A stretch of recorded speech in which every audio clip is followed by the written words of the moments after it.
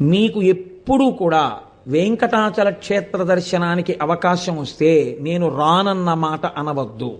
రానంటారేమో అన్న అనుమానం ఉంటే వెంకటాచలం రమ్మని అడగవద్దు.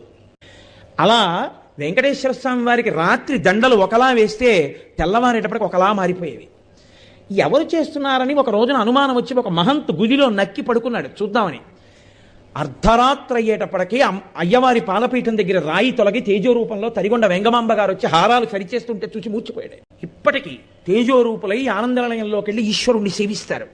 బ్రహ్మగారు, చతుర్ముఖ బ్రహ్మగారు ప్రతిరోజు వెంకటేశ్వర స్వామి వారి పాదాలు కడిగి ఆ పాత్ర అక్కడ ఉంచుతారు. అందుకే రాత్రి నీటి చెంబు ఉంచి తలుపులేస్తారు.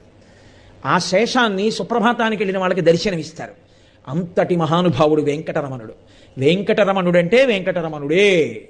ఒకరా ఇద్దరా, ఎంతమందితో అనుబంధం. వారం రోజులు కాదు, కొన్ని నెలల పాటు వెంకటరమణుడు